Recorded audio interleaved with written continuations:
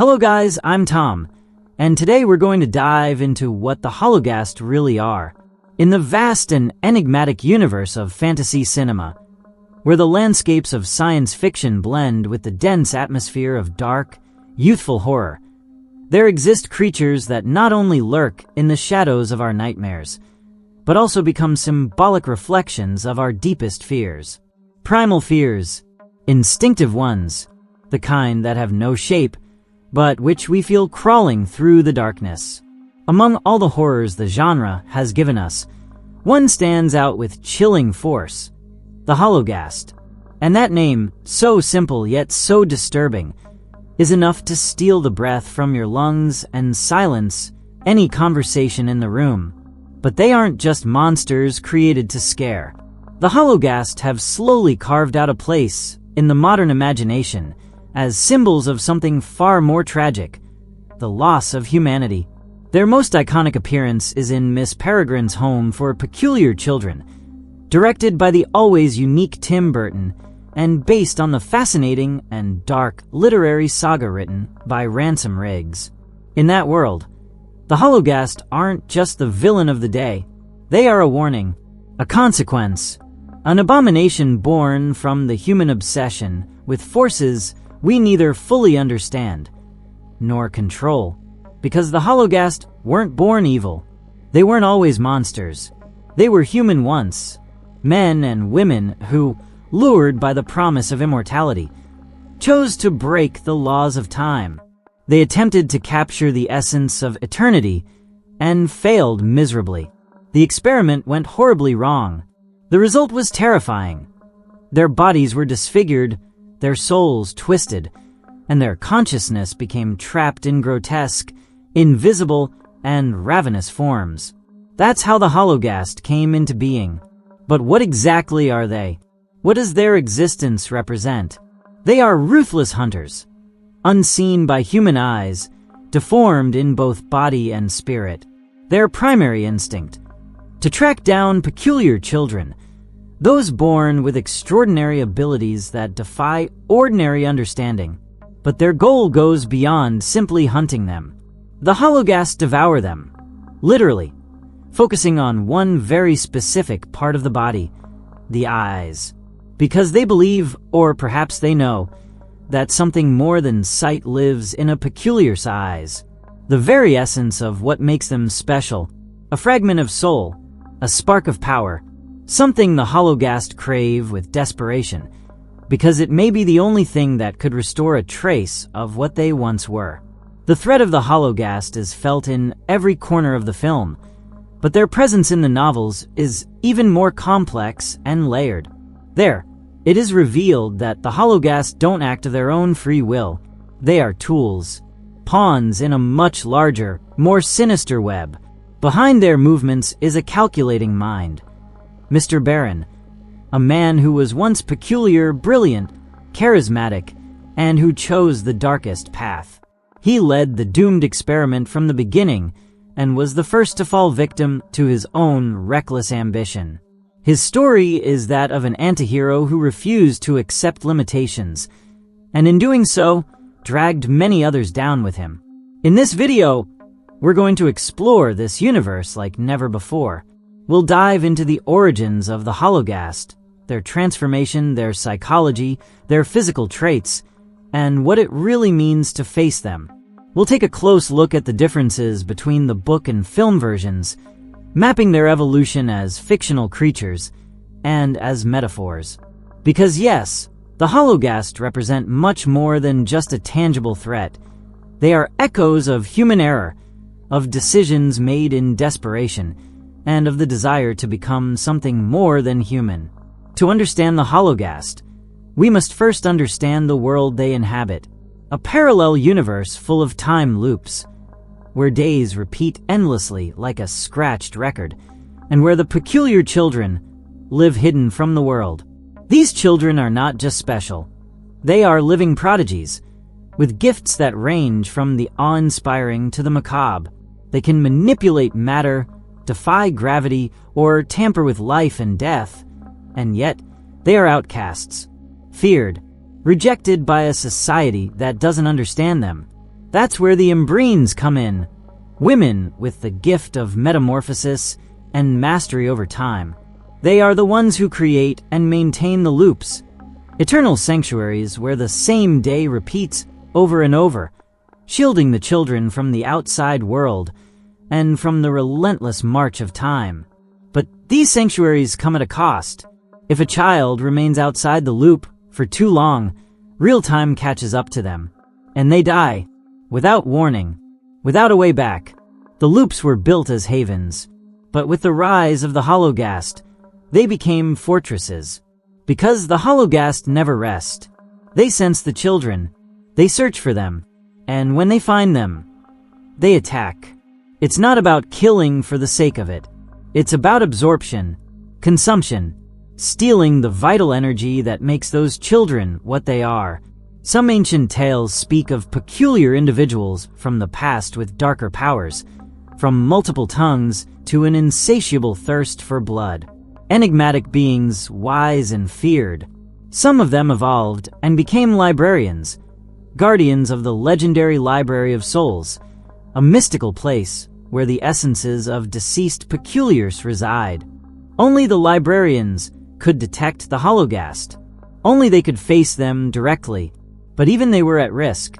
Prolonged exposure to the souls could eventually turn them into Hollowgast themselves. The cycle of horror was endless. In the movie, an additional element is introduced. The Syndicate, a secret organization made up of peculiars who could no longer bear the prison of the loops. They wanted to live, grow old, love. Among them was Mr. Barron, who led the failed experiment to break the laws of time. They captured Peregrine, extracted her energy, injected it into their bodies, and what followed was a monstrous transformation. They became Hollowgast, no longer men, not quite beasts, trapped in a limbo of horror.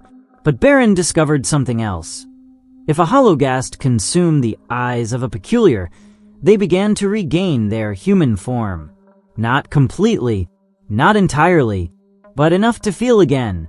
Thus were born the Whites. White-eyed specters, intelligent, powerful, but devoid of empathy. Barron, now one of them, rose as the supreme leader of the Hollowgast and plotted his revenge, to destroy all the loops, kill the Embreens, and devour the soul of every peculiar child to restore his lost humanity.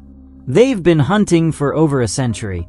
Stealthy, invisible, relentless. And it all began with the most protected location of them all, the 1943 loop, home of Miss Peregrine and her children. But there's a key detail, almost imperceptible in the film, that the books reveal with brutal clarity. It's not the eyes that restore a Hollowgast. It's the soul, that inner spark that makes a peculiar child unique and irreplaceable. When a Hollowgast attacks, the child's body is left empty, lifeless. It's not biological death. It's something deeper, the absolute silence of what was once a soul. In one of the most chilling scenes of the film, we see this in stark detail. The body of a child falls lifeless, expressionless. There is no pain, no blood, only emptiness. Enoch, the peculiar who can reanimate corpses, lifts him for a moment, makes him move. But what we see isn't life. It's an echo, a puppet of what once was. That moment encapsulates the horror of the Hollowgast. They don't kill for pleasure, but out of desperation, out of need, out of an insatiable desire to feel once more. At the very heart of Miss Peregrine's home for peculiar children lies something far more profound than just a story about kids with supernatural abilities or worlds frozen in time. Beneath its enchanting and shadowy surface stirs a veiled warning about the dangers of defying natural laws. What begins as a visual fable about difference, power, and childhood soon transforms into a dark tale of uncontrolled science, boundless ambition, and monstrous consequences. It's a narrative born from the desire to transcend death, one that spirals into a desperate crusade to restore what has been lost. At the center of that storm stands a twisted, fascinating figure, Mr. Barron, a peculiar who has abandoned all traces of humanity and now leads a group of deformed and deadly creatures known as the Hollowgast.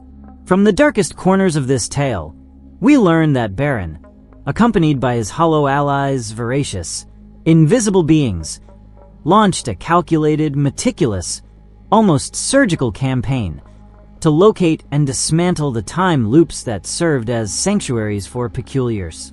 These time-frozen refuges, sustained by the power of the Umbrines, were the last bastion of resistance against the catastrophe Barron and his sect had unleashed years earlier. But his crusade wasn't just a hunt. It went further.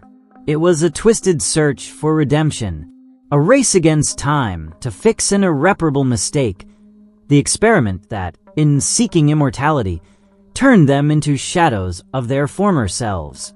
Among all the loops scattered across the world and throughout time, one stood out for its uniqueness, power, and symbolism: the loop overseen by Miss Peregrine. Barron knew that within that sanctuary lived children with extraordinary abilities, and at its core resided one of the most powerful Umbrines.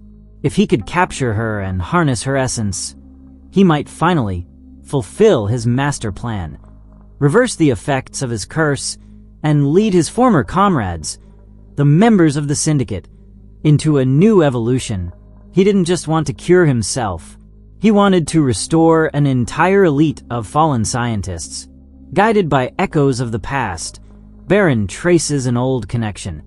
Abraham Portman, one of the few humans able to see the Hollowgast, a monster hunter who had narrowly escaped death time and time again. For Barron, Abe was both an obstacle and a clue. With lethal precision, he travels with a Hollowgast to Florida and murders him. The attack isn't random. It's symbolic. It's personal. But before dying, Abe manages to leave his grandson, Jake, a final urgent and encrypted message. Find the loop. Find Miss Peregrine. Time is running out.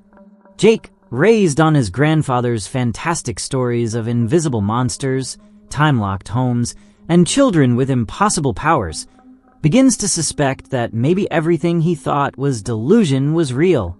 Abe's death changes him, unsettles him, draws him into a world he doesn't understand but feels painfully close. Over and over, his grandfather's words haunt him, slipping into his dreams, echoing in his silences. And so, driven by the need to understand, Jake sets off on his own journey, one that will lead him to the edge of the impossible. At that moment of vulnerability, a supposedly trustworthy figure appears. Dr. Golan, his therapist.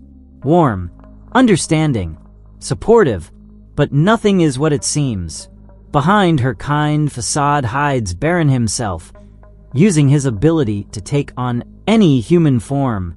Silently, he infiltrates Jake's life, manipulates him, guides him like a puppet toward the exact place he wants him to go. He knows the boy has a unique connection to Abe, that within Jake's memories lie the coordinates, the details, the recollections that could lead to Miss Peregrine's loop.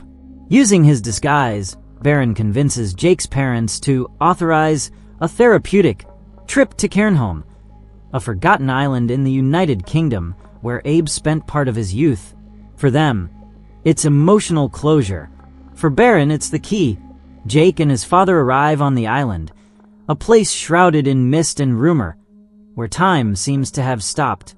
Pushed by Abe's tales and a growing intuition that borders on instinct, Jake explores the ruins of the old orphanage, uncovers its hidden secrets, and crosses the line.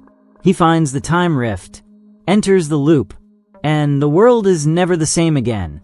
There, among stopped clocks, eternal days, and children with impossible powers, Jake meets Miss Peregrine and her peculiar family. Everything that once seemed impossible becomes tangible. The extraordinary becomes everyday. But his arrival brings something else with it. Danger. Unknowingly, Jake has left a trace, an invisible mark that the Hollowgast can track. And now that they know where to look, the attack is imminent. The loop's peace shatters when Barron and his Hollowgast storm the refuge. With cold precision, they capture Miss Peregrine.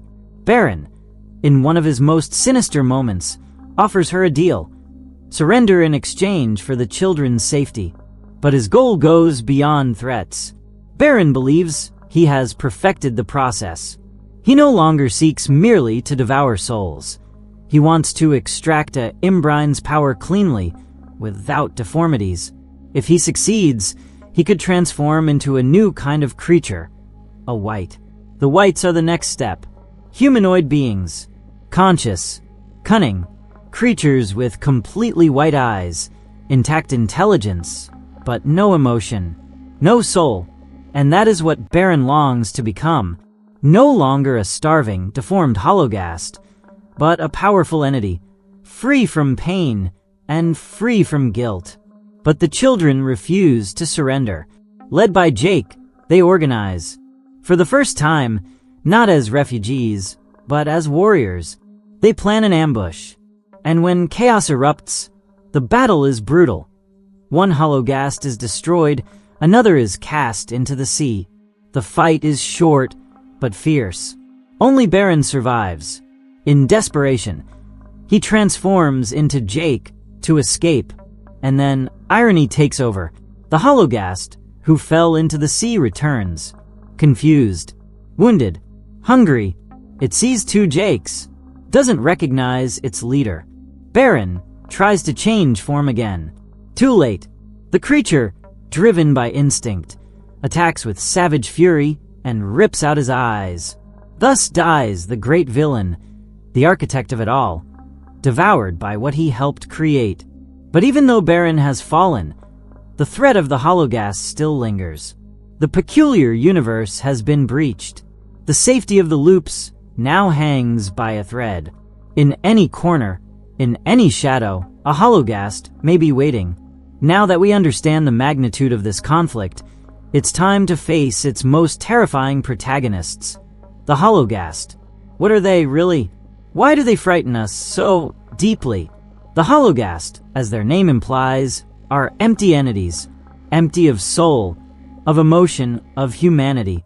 Beings that were once human, but became living mistakes, invisible to most, except for a rare few with peculiar sight. To others, they can only be seen when covered with something that reveals their shape: paint, mud, snow. When they attack, they do so silently, like shadows, like wind, like nightmares given form. Their appearance is abominable. Elongated bodies, grayish translucent skin, claws like blades, mouths filled with jagged fangs, and from those mouths emerge toothed tentacles with which they hunt their prey. Their face is a mask of horror, not because of what it shows, but because of what it hides. The hollowgast hunt with method. They follow trails. They stalk. They obey. They don't kill without purpose. They seek. They pursue. And they feed on the only thing that might return to them what they lost: the eyes of peculiar children. Because in those eyes, they believe, lies the key to becoming something more, something better. And it is that hunger, that desperate longing to be whole again, that makes them one of the most symbolically powerful threats in fantasy cinema. The fear of losing oneself, of being forgotten, of being trapped in a state of eternal emptiness, where only instinct remains.